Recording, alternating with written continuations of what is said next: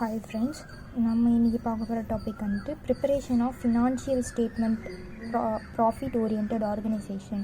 So ஒரு profit oriented ஆர்கனைசேஷனில் financial statement எப்படியெல்லாம் ப்ரிப்பேர் பண்ணுவாங்க அந்த டாப்பிக்கில். ஸோ நம்ம இன்றைக்கி பார்க்க போகிறது பேட் டெட்ஸ், அதை பற்றியும் பார்க்க போகிறோம். So introduction. ஸோ ஃபஸ்ட்டு வந்துட்டு ப்ராஃபிட் ஓரியன்ட் ஆர்கனைசேஷன் அப்படின்னா என்னென்னா, அவங்களோட மெயின் மோட்டோவே என்ன இருக்குன்னா, டு ஏர்ன் ப்ராஃபிட் தான் ஏர்ன் பண்ணணும். ஃபஸ்ட்டு மோட்டோ அதான் இருக்கும். சர்வீஸ்லாம் செகண்டரி தான் வரும். ஃபார் எக்ஸாம்பிள் டிபார்ட்மெண்டல் ஸ்டோர்ஸ், சிம்பிளாக டிபார்ட்மெண்டல் ஸ்டோர்ஸு, டெக்ஸ்டைலு. ஸோ இவங்க எல்லாமே வந்துட்டு அவங்களோட மெயின் மோட்டோ வந்துட்டு என்னவாக இருக்குன்னா, ப்ராஃபிட் ஏர்ன் பண்ணணும் அப்படின்ற மாதிரி தான் இருக்கும். ஸோ மேனுஃபேக்சரிங் இண்டஸ்ட்ரி அவங்களுக்குலாம் கூட ப்ராஃபிட் மோட்டோ தான் இருக்கும். ஸோ இதில் வந்துட்டு அவங்க என்ன பண்ணுவாங்கன்னா, ஃபினான்ஷியல் ஸ்டேட்மெண்ட் ஒன்று ப்ரிப்பேர் பண்ணுவோம். இயர்லி ஒன்ஸ் வந்துட்டு ஃபினான்ஷியல் ஸ்டேட்மெண்ட் வந்து ப்ரிப்பேர் பண்ணணும். எதுக்காகனா, அது யார் ப்ரிப்பேர் பண்ணுவாங்கன்னா, அக்கௌண்டன்ட் ப்ரிப்பேர் பண்ணுவாங்க. என்ன பர்பஸ்க்குனா, ஆடிட்டிங் பர்பஸ்க்காக. ஸோ எவ்வளோ டேக்ஸ் கட்டணும், அப்புறம் வந்துட்டு மீதி வேறு ஏதாவது ஃபினான்ஸ் ரிலேட்டடான பர்பஸ்க்கு வந்துட்டு இந்த ஸ்டேட்மெண்ட் ரொம்ப ரொம்ப இம்பார்ட்டன்ட். ஸோ அதனால் வந்துட்டு ஃபினான்ஷியல் ஸ்டேட்மெண்ட் வந்து அக்கௌண்டன்ட் ப்ரிப்பேர் பண்ணுவாங்க ஆடிட்டிங் பர்பஸ்க்காக. ஸோ ஃபினான்ஷியல் ஸ்டேட்மெண்ட் வந்துட்டு 2 டைப் இருக்குது. 2 டைப்னால் ஃபினான்ஷியல் ஸ்டேட்மெண்ட்டே 2ஆக பிரிக்கிறாங்க.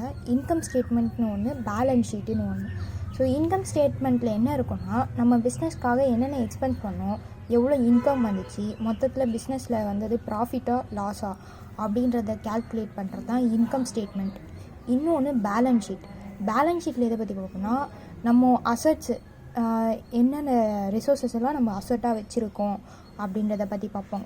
லைக் எக்ஸாம்பிள் வந்து பேங்க்கில் எவ்வளோ கேஷ் இருக்குது, கேஷ் இன் ஹேண்ட் எவ்வளோ இருக்குது, அசட்ஸோட ஒர்த் என்ன, டிப்ரிசியேஷன்லாம் போக எவ்வளோ இருக்குது, டெட்டாஸ் எவ்வளோ இருக்காங்க.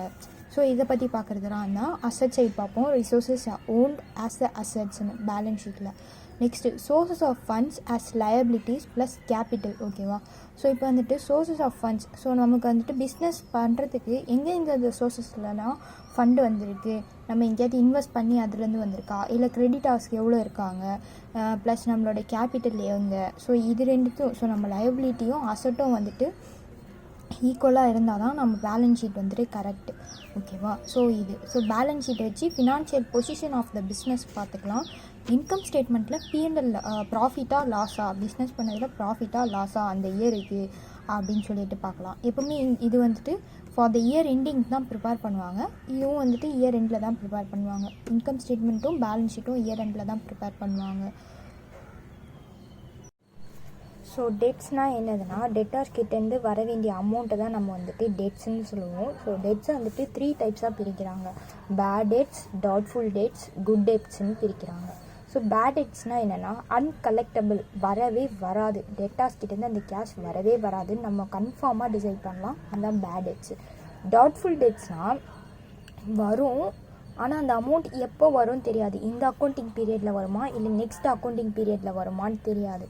ஸோ அந்த அமௌண்ட்டு வராமலேயும் போகலாம். ஸோ அது எல்லாமே வந்து டவுட்ஃபுல் டேட்ஸ்ன்னு சொல்லிட்டு பிரிக்கிறோம். ஸோ இந்த டவுட்ஃபுல் டேட்ஸ்க்கு என்ன பண்ணுவோம்னா, ப்ரொவிஷன் ஃபார் டவுட்ஃபுல் டேட்ஸ்ன்னு சொல்லிட்டு ஒரு அமௌண்ட்டை வந்துட்டு நம்ம வந்து சர்டைன் பர்சன்டேஜ் வந்து கேல்குலேட் பண்ணி தனியாக அது ஒரு எக்ஸ்பென்ஸ் மாதிரி கணக்கு காட்டுவோம். நெக்ஸ்ட்டு குட் டேட்ஸ்ன்னும் போது, ஸோ இதை வந்துட்டு விச் ஆர் நாட் பேட் டெட்டுன்றாங்க. ஸோ பேட் டெட்னால் வரவே வராது. ஸோ குட் டேட்ஸ்னால் அப்படியே ஆப்போசிட், நமக்கு வந்துடும். ஸோ குட் டேட்ஸ் வந்துட்டு நம்ம கலெக்ட் பண்ணிப்போம். ஸோ குட் டேட்ஸ் எப்படின்னா, ப்ரொவிஷன், அதுக்கு வந்துட்டு ப்ரொவிஷன் ஃபார் டிஸ்கவுண்ட் ஆன் டெட்டார்ஸ்னு ப்ரொவைட் பண்ணுவோம். ஏன் அப்படின்னா, நம்ம வந்துட்டு 30 டேஸ் தான் கிரெடிட் பீரியட் கொடுத்துருக்கோம். அப்படின்னும் போது வந்துட்டு 30 டேஸில் 15 டேஸ்க்குள்ளேயே அந்த டெட்ஸ் நமக்கு கொடுத்துட்டாங்க.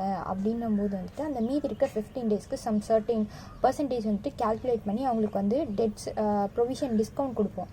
ஸோ அதுதான் வந்துட்டு provision for discount on debtors.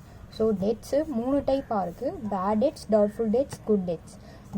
Doubtful டேட்ஸ்க்கு provision for doubtful debts provide பண்ணுவோம். குட் டேட்ஸ்க்கு ப்ரொவிஷன் ஃபார் டிஸ்கவுண்ட் ஆன் டெட்டார்ஸ்னு ப்ரொவைட் பண்ணுவோம். ஸோ இந்த நெட் டெட்டார்ஸ் எப்படி கேல்குலேட் பண்ணுவோன்னா, ஸோ இப்போ டெட்டார்ஸ், ஓகேவா, ஃபார் எக்ஸாம்பிள் டெட்டார்ஸ் வந்துட்டு 1 lakh இருக்காங்க. ஓகேவா, நமக்கு வந்து இவ்வளோ 1 lakh rupees பிஸ்னஸ்க்கு வர வேண்டியது இருக்குது, இன்னும் வரல. ஸோ இதில் வந்துட்டு வரவே வராது அப்படின்னு சொன்ன பேட் டெட்ஸை லெஸ் பண்ணிக்கணும். லெஸ் பண்ணி வரது தான் நமக்கு வந்து டவுட்ஃபுல் டேட்ஸ். ஓகேவா, டவுட்ஃபுல் டேட்ஸில் நம்ம வந்துட்டு ஒரு சர்டைன் பர்சன்டேஜ் வந்துட்டு இவ்வளோ வந்துட்டு டவுட்ஃபுல் டேட்ஸாக வச்சுக்கலாம், இவ்வளோ டெப்ஸ் வரும், இல்லை இந்த இயர் வரும், அடுத்த இயர் வரும், இல்லை வராமலேயும் போகலாம் அப்படின்ற மாதிரி டவுட்ஃபுல் டெப்ஸ்ன்னு சொல்லிட்டு 9800 இதில் வந்து ஒரு 10% கேல்குலேட் பண்ணி மைனஸ் பண்ணி வரது தான் நம்மளோட குட் டேட்ஸ். ஸோ இந்த குட் டேட்ஸ் வந்துட்டு நமக்கு வந்துடும், கண்டிப்பாக வந்துடும். ஸோ வந்துட்டு இந்த டேட்குள்ளே வந்துடும் அப்படின்னும் போது ஸோ அவங்களுக்கு ஒரு 5% வந்து டிஸ்கவுண்ட் பண்ணுறோம். டிஸ்கவுண்ட் பண்ணி வரது தான் நம்மளோட net balance of debtors. So net sundry debtors 83790. So இப்படி தான் கேல்குலேட் பண்ணுவோம் ஃப்ரெண்ட்ஸ். ஸோ நம்ம இப்போ பிஸ்னஸ் ஸ்டார்ட் பண்ணியாச்சு. நம்ம ஸ்டார்ட் பண்ணதோட ஃபஸ்ட் இயர் நம்ம வந்து பிஸ்னஸ்க்கு பேடெட்ஸ் வந்திருக்கு. ஸோ அதை எப்படி ட்ரீட் பண்ணுறோம் அப்படின்றதுக்கான அக்கௌண்டிங் ஸ்டெப்ஸ் தான் இது. So first journal entry. So for bad debts, இங்கே பேடெட்ஸ் க்ரியேட் ஆகிருக்கு. Bad debts account debtor to sundry debtors account. So bad debts அக்கௌண்ட்டில் டெபிட் பண்ணி சன்ட்ரி டெட்டாஸ் அக்கௌண்ட்டில் க்ரெடிட் பண்ணிடும். இவ்வளோ பேடெட்ஸ் வந்து வரணும் அப்படின்னு சொல்லிட்டு. For creating provision for doubtful dates. So இப்போ ப்ரொவிஷன் க்ரியேட் பண்ணோம் இல்லையா, செகண்ட் ஸ்டெப் என்ன, டெட்டாஸ்லேருந்து பேடெட்ஸை லெஸ் பண்ணிவிட்டு வர அமௌண்ட்டுக்கு ப்ரொவிஷன் க்ரியேட் பண்ணுவோம்ல, அந்த ப்ரொவிஷனுக்கான என்ட்ரி தான் இது. PNL account debtor to provision for doubtful dates. First year start பண்ணுறோம் இல்லையா, ஸோ அப்போ மட்டும். நெக்ஸ்ட்டு ஃபார் ட்ரான்ஸ்ஃபரிங் பேடெட்ஸ் என்ன பண்ணுறோன்னா பிஎன்எல் அக்கௌண்ட்டுக்கு ட்ரான்ஸ்ஃபர் பண்ணுவோம். அப்போது என்ன என்ட்ரி வரும்னா பேடெட்ஸ் அக்கௌண்ட்லேருந்து பிஎன்எல் போதா, அப்போ வந்து PNL account debtor to bad debts account அப்படின்னு சொல்லிட்டு போடுவோம். இது ஃபஸ்ட் இயருக்கு. ஸோ செகண்ட் இயர், அதுக்கு அடுத்து நெக்ஸ்ட் இயர் போவோம் இல்லையா, ஸோ அந்த டைமில் எப்படி பேடெட்ஸை ட்ரீட் பண்ணுவோம்னா சேம் அதே தான். Bad debts account debtor to sundry debtors account, PNL account debtor to bad debts account. So bad debts create ஆகிருக்கு, பேடெட்ஸ் அட்ஜஸ்ட் பண்ணியாச்சு, நெக்ஸ்ட்டு பிஎன்எலுக்கு ட்ரான்ஸ்ஃபர் பண்ணியாச்சு. ஸோ ப்ரொவிஷன் ஃபார் டவுட்ஃபுல் டெட்ஸுன்றது வந்து என்னென்னா 2 டைப்பாக இருக்குது. க்ளோசிங் ப்ரொவிஷன் வந்துட்டு more than opening provision. So வந்துட்டு லாஸ்ட் இயர் வந்துட்டு ப்ரொவிஷன் இருக்கும் இல்லையா, ஸோ அந்த ப்ரொவிஷனை விட இந்த இயரோட க்ளோசிங் ப்ரொவிஷன் வந்து அதிகமாக இருந்தால் பிஎன்எல் அக்கௌண்ட்டை டெபிட் பண்ணுவோம். இப்போ ப்ரொவிஷன் ஃபார் டவுட்ஃபுல் டெட்ஸ் அக்கௌண்ட்டை வந்துட்டு க்ரெடிட் பண்ணுவோம். ஃபார் எக்ஸாம்பிள் இப்போ லாஸ்ட் இயர் வந்துட்டு எவ்வளோ இருக்குது, ஒரு 2000 இருக்குது. ஆனால் இந்த இயர் ப்ரொவிஷன் வந்து 3000 இருக்குது. ஸோ இந்த இயரோட க்ளோசிங் ப்ரொவிஷன் அதிகமாக இருக்கா லாஸ்ட் இயரோட க்ளோசிங் ப்ரொவிஷனோட. ஸோ அதுதான் வந்துட்டு PNL account debtor to provision for doubtful debts account. இது if closing balance is less than opening provision அப்படின்னும் போது provision for doubtful debts account debtor to PNL account.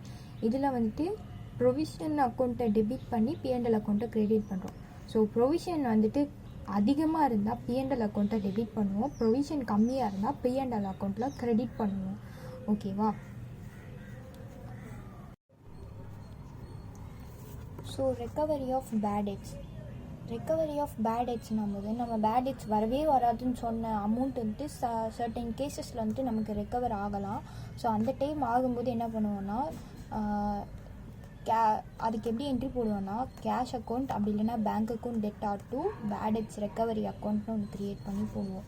Then transfer to PNL. நம்ம என்ன பண்ணுவோம், பிஎன்எலுக்கு transfer பண்ணுவோம். பேடெட்ஸ் recovery என்னது நமக்கு income, அப்போ அதை டெபிட் பண்ணி பிஎன்எல் அக்கௌண்ட்டில் க்ரெடிட் பண்ணுறோம். பிஎன்எல் அக்கௌண்ட்டில் க்ரெடிட் சைடில் என்ன வரும், பேடெட்ஸ் ரெக்கவரி அக்கௌண்ட் அப்படின்னு சொல்லிட்டு நம்ம அதை காட்டுவோம்.